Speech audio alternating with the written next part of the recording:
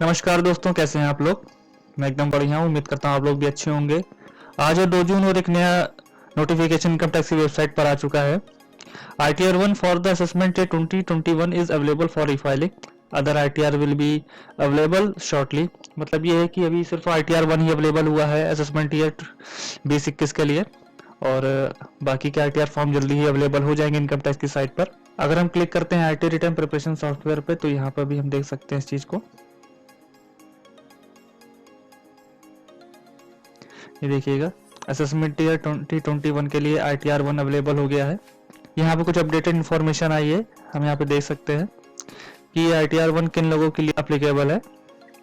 For individual being a resident other than not ordinary resident having total income up to 50 lakh, having income from salary, one house property, other sources, interest and agricultural income up to 5,000, not for an individual who is either director in a company or has invested in a unlisted equity share। सीधा सीधा मतलब ये है कि अगर आप किसी company में डायरेक्टर हैं या आपने अनलिस्टेड इक्विटी शेयर पर इन्वेस्ट कर रखा है तो ये ITR फॉर्म आपके लिए नहीं है।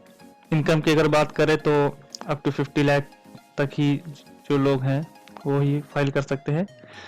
और सबसे बड़ी बात यह है कि फॉर इंडिविजुअल, सिर्फ इंडिविजुअल के लिए है। Company, firm, HUF, BOI, AOI, partnership firm, किसी के लिए भी ये फॉर्म नहीं है। सिर्फ इंडिविजुअल बीइंग ए रेजिडेंट, जो भी रेजिडेंट के लिए है। इनकम होनी चाहिए, income from salary, one house property income या अदर सोर्सेस, उसमें इंटरेस्ट वगैरह होगा, और एग्रीकल्चरल इनकम अप टू सिर्फ 5,000 रुपीज। तो उनके लिए ये ITR 1 अवेलेबल है। चलिए एक बार लॉगिन करके भी देख लेते हैं इस पर। जैसा कि आप देख पा रहे हैं कि हमने लॉगिन ये किया हुआ है। Filing of income tax return पर क्लिक करते हैं। इस पर क्लिक करने के बाद असेसमेंट ईयर आपसे पूछ रहा है, तो 2021 सेलेक्ट कर लेते हैं, ITR 1 सेलेक्ट कर लेते हैं। Filing type original revise return, submission mode पे हम आते हैं तो प्रिपेयर एंड सबमिट ऑनलाइन पे क्लिक कर लेते हैं। जैसे आप क्लिक करेंगे तो इस तरीके का एक इंफॉर्मेशन खुल जाएगी जिसमें सारे बैंक्स की डिटेल होगी। तो कोई एक बैंक जिसमें आपको रिफंड चाहिए हो उस पर क्लिक करके आप कंटिन्यू कर सकते हैं।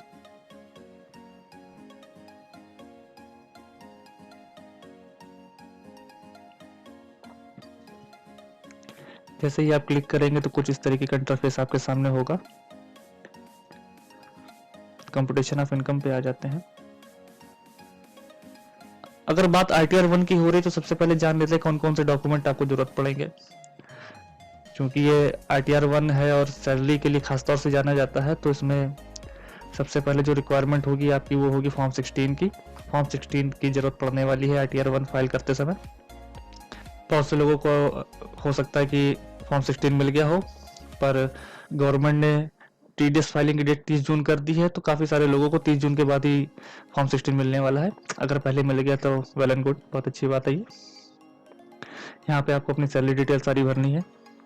दूसरा जो डॉक्यूमेंट आपको चाहिए वो आपको पैन और आधार चाहिए। यहाँ पे जाकर आप चेक भी कर लीजिएगा कि आपका पैन और आधार सही भरा हुआ है क्या नहीं भरा हुआ है। वैसे सही आ रहा होता है, लेकिन फिर भी एक बार नज़र कर लेने में कोई हर्ज नहीं है। तीसरी चीज़ जो आपको चाहिए वो यहीं से ही डाउनलोड हो जाएगी। माई अकाउंट पे जाके view form 26AS tax credit, बहुत ही काम की चीज़ होती है ये। इसमें जो साल भर में आपका जितना भी TDS कटा है उसकी पूरी डिटेल होती है।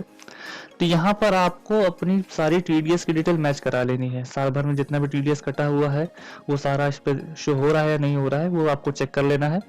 अगर कोई शो नहीं हो रहा है तो फिर आपको संबंधित व्यक्ति से बात करनी है कि हाँ भाई, आपने मेरा TDS डिटेक्ट करा था, तो अभी 26AS में क्यों नहीं शो हो रहा है। तो हो सकता है TDS रिटर्न की डेट 30 जून कर दी है, तो उसके तब तक लोग फाइल करेंगे तो उसके बाद शो होने लगेगा। लेकिन फिर भी आप एक बार चेक कर लीजिएगा, बहुत इंपॉर्टेंट डॉक्यूमेंट होता है ये रिटर्न फाइल करने से पहले। जितना भी TDS साल भर में कटा है वो पूरा यहाँ पे शो होना चाहिए, मस्ट है।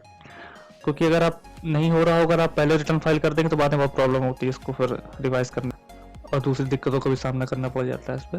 तो उस टाइम पे चेक रहता है तो ठीक है, वरना जब तक इस पर शो ना हो जाए तब तक रिटर्न फाइल मत करिएगा। तीसरा डॉक्यूमेंट जो आपको चाहिए वो आपकी अपनी बैंक डिटेल चाहिए। जितने आपके बैंक अकाउंट चल रहे हैं, उस जिसमें ट्रांजेक्शन हो रहे हैं, सबका बैंक स्टेटमेंट आपके पास होना चाहिए। क्योंकि जो बैंक इंटरेस्ट है या एफडीज मान लीजिए आपकी चल रही, तो एफडी इंटरेस्ट वगैरह जो है वो सारी कैलकुलेशन आपके पास एक जगह पे होनी चाहिए कि कितना साल भर में इंटरेस्ट आपने कमाया है। नेक्स्ट डॉक्यूमेंट जो आपको चाहिए वो हाउसिंग लोन का लोन अकाउंट का स्टेटमेंट चाहिए। हाउसिंग लोन की स्टेटमेंट में प्रिंसिपल और इंटरेस्ट दोनों अमाउंट आ रहे होते हैं, तो अलग अलग जगह पर शो होते हैं। वो प्रिंसिपल पे आपको 80C की डिडक्शन मिल जाती है और इंटरेस्ट हाउस प्रॉपर्टी में आपको 2 लाख रुपए तक का डिडक्शन दिला सकता है। तो एक तो वो डॉक्यूमेंट आपके सामने होना चाहिए। अगर इतने डॉक्यूमेंट हैं तो आप ITR 1 फाइल कर सकते हैं। फिर भी अगर कोई होती तो आप अपने मन से ध्यान करके उसको अपने सामने रख लीजिए और सारी इन्फॉर्मेशन 1 बाय 1 भरते चले जाइए। यहाँ पर सैलरी, किसी जगह सैलरी पे, हाउस प्रॉपर्टी की इनकम पे, हाउस प्रॉपर्टी की डिटेल यहाँ पे जैसे दिखा रहा है, टाइप्स ऑफ हाउस प्रॉपर्टी, इस तरीके से आपको सब भरते चले जाना है। इनकम फ्रॉम अदर सोर्सेस, जिसमें आपको इंटरेस्ट वगैरह की इनकम दिखानी है। इसमें देखिए कॉलम आ भी रहा है, interest from saving account, interest from deposits, bank, post office, corporative society, interest from income tax refund. वो ऑटोमेटिक वैसे यहाँ पे शो हो जाता है, उसके लिए कुछ अलग से नहीं करना होता। फैमिली पेंशन या एनी अदर इनकम जो भी है उसका डिस्क्रिप्शन देते हुए यहाँ पर आपको फिल कर देना है। ये सेक्शन है डिडक्शन के लिए, सेक्शन 80 की सारी डिडक्शन आप यहाँ पे फिल कर सकते हैं। यहाँ पे एक सबसे नई बात लिखी हुई है कि whether you have made any investment deposit payment between 1 April 20 to 30 June 20 for the purpose of claiming any deduction under part B of chapter 6A, yes या नो जो भी है।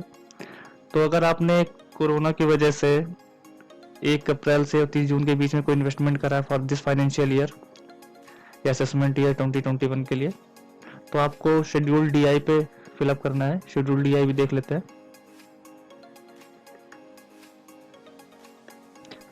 यहाँ जैसे देख पा रहे हैं शेड्यूल DI आपका दिया हुआ है, ये आपका शेड्यूल DI खुल गया है।